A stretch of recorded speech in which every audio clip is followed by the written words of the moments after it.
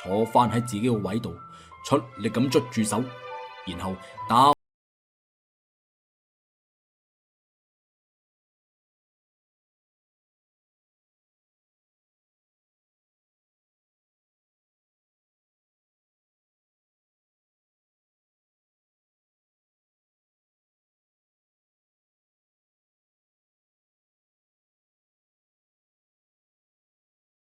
份逐份咁睇。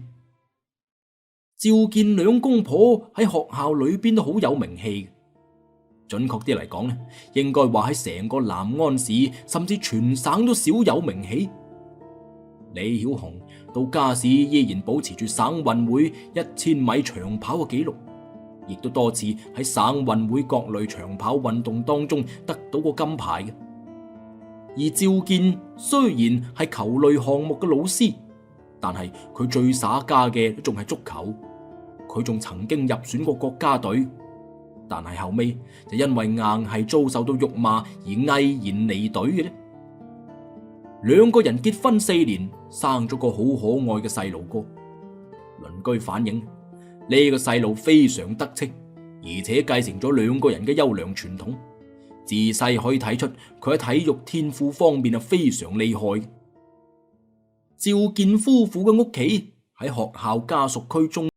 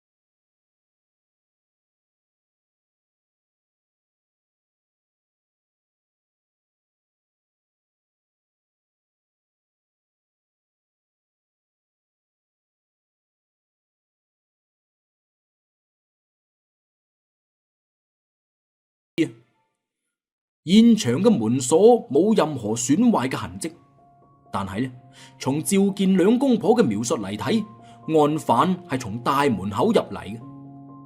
咁樣樣呢個案犯就唔符合生活過唔落去啦，要利用販賣細佬哥嚟牟利嘅呢個特徵。因為有咁高超嘅開鎖技術，就算做個開鎖佬啊，都總好過冒天大嘅風險去買賣細佬哥。利用派出所嘅便利，消亡查閱咗體育學院家屬區戶籍人員嘅狀況。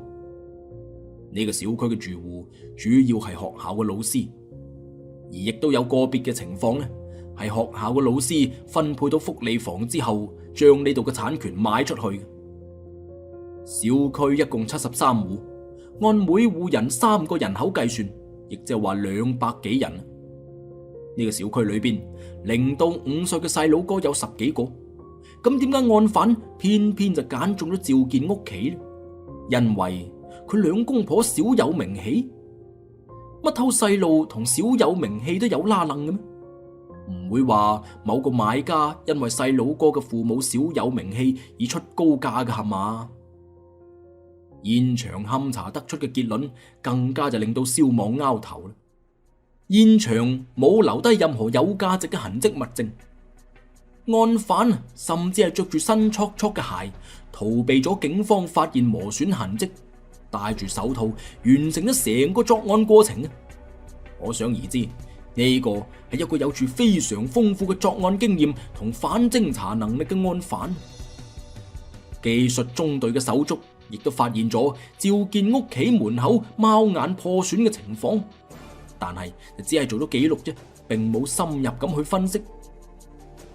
閱歷豐富、睇過好多檔案嘅蕭望就輕而易舉咁知道呢種係一種利用貓眼將工具伸入去喺裏邊打開房門嘅開鎖技術嚟嘅。呢個係一個好可怕嘅對手，佢冇為警方留低任何嘅線索，就係咁樣大模斯樣咁入室偷竊細路。係因為佢佢對自己作案有充分嘅信心。當然啦，根據趙建夫婦嘅描述，佢對自己嘅身體素質亦都係充滿信心，因為佢完全具備逃離嘅條件。呢啲疑點都唔講佢啦，就案件嘅性質嚟講，亦都係疑點重重。拐賣細佬哥嘅行為一啲都唔少見，雖然近幾年嚟公安部門加大力度去打擊呢一類惡劣嘅犯罪行為，但係始終都係時有發生，而且呢類案件辦理起上嚟非常之艱難，所以破案率係唔高嘅。但係所有拐賣兒童案件所具備嘅一個突出嘅特徵，就係目標嘅不確定性。蕭望諗，書上就係咁講啦。一般呢，拐賣兒童嘅案犯唔會有確定嘅目標，都係伺機而動，見到邊個細佬哥落單就趁人不備直接抱走，又或者拐走，帶到去冇人嘅地方。充其量呢，一啲膽大包天嘅衰人，光天化日之下揸住摩托車飛車搶細路嘅呢。呢啲案例喺微博、微信同網絡新聞上亦都係時有報道。就連飛車搶細佬哥嘅行為都非常罕見，更加就莫講話呢一種入室盜竊細佬哥嘅情況，真係聞所未聞啊！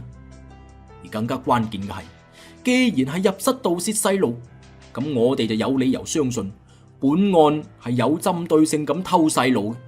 本案案犯嘅作案動機似乎唔係拐賣兒童噃，咁樣樣唔係拐賣兒童又係咩呢？綁架？綁架都應該揀個有錢人家噶，綁一對窮老師嘅細佬哥可以要到幾個錢啊？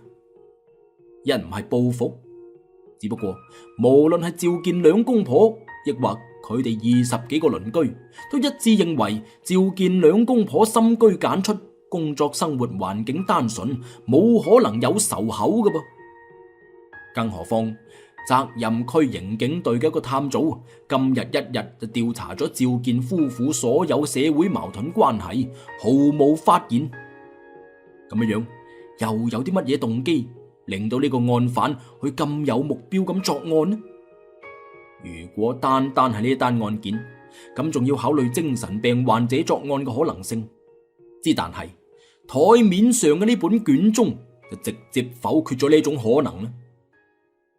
呢一單係9年前發生嘅案件，國慶小區係屬於大學城派出所管轄嘅一個高級知識分子居住嘅小區嚟。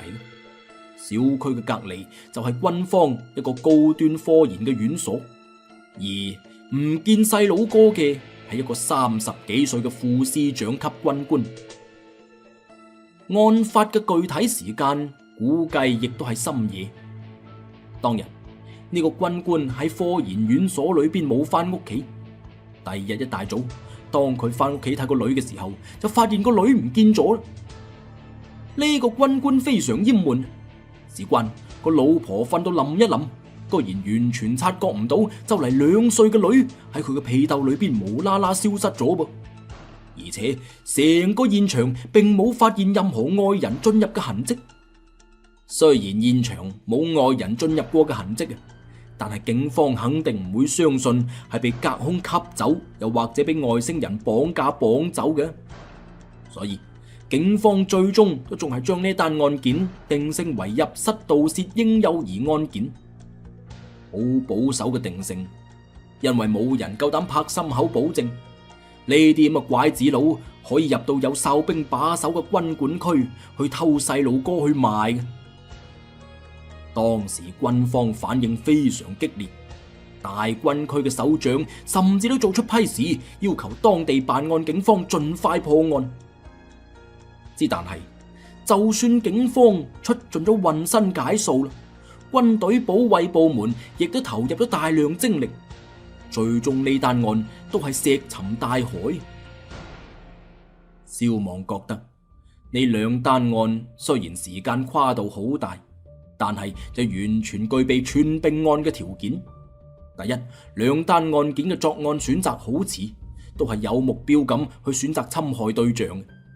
第二，兩單案件嘅作案手法相似，都係入室盜竊。第三，兩單案件嘅作案能力相似，都可以神不知鬼不覺咁進入現場，然後又神不知鬼不覺咁離開。無論呢個現場有幾難入都好啦，佢都可以揮一揮衣袖，唔留低任何嘅痕跡。2007年嘅呢單案，後備案犯亦都冇咩電話、email 啊之類嘅嘢，愛嚟勒索錢財嘅。咁樣呢單案估計亦都最終可以排除綁架勒索嘅可能性啦。